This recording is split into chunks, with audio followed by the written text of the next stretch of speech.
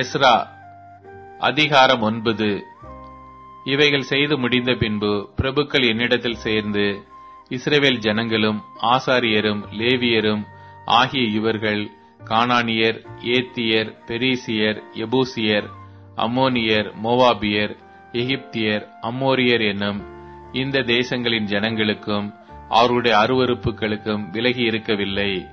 எப்படி என்றால், அவருடைய குமாரத்திகளிலே தங்களுக்கும் தங்கள் குமாரருக்கும் பெண்களை கொண்டார்கள். இப்படியே பரிசுத்த வித்து தேசங்களின் ஜனங்களோட கலந்து போயிற்று.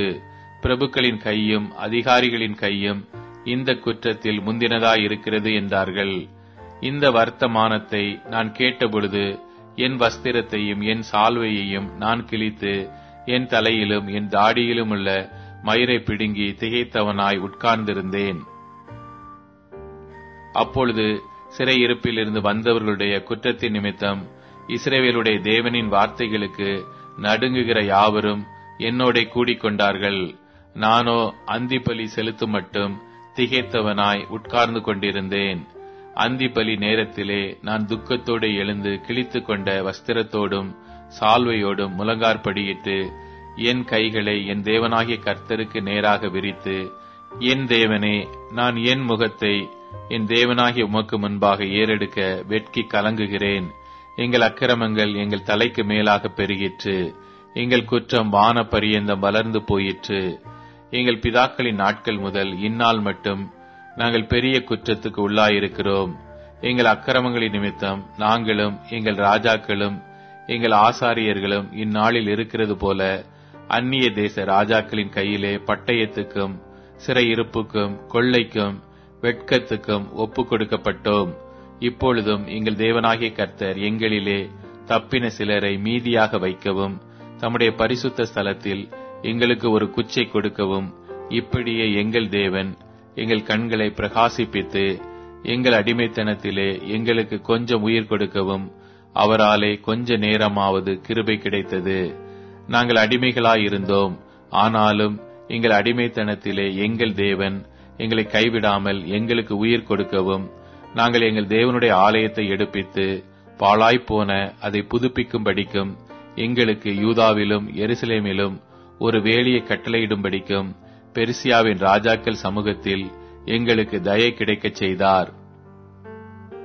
இப்பொழுதும் எங்கள் தேவனே, நாங்கள் இனி என்ன சொல்வோம்? தேவரீர் உமது ஊழியக்காரராகிய தீர்க்க தரிசிகளை கொண்டு கற்பித்த உமது கற்பனைகளை விட்டுவிட்டோம்.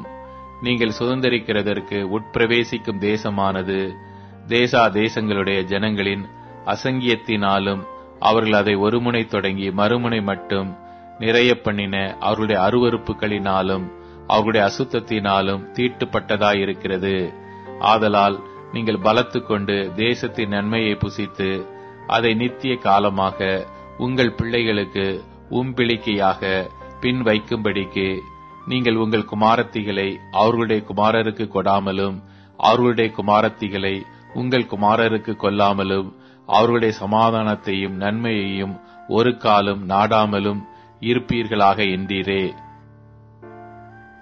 இப்பொழுதும் எங்கள் தேவனே, எங்கள் பொல்லாத செய்கைகளினாலும் எங்கள் பெரிய குற்றத்தினாலும் இவைகளெல்லாம் எங்கள் மேல் வந்தும் தேவரீர் எங்கள் அக்கிரமத்துக்கு தக்க ஆக்கினையை எங்களுக்கு இடாமல் எங்களை இப்படி தப்ப விட்டிருக்கையில் நாங்கள் உமது கற்பனைகளை வீணாக்கவும் இந்த அருவருப்புகளுள்ள ஜனங்களோட சம்பந்தம் கலக்கவும் தகுமோ?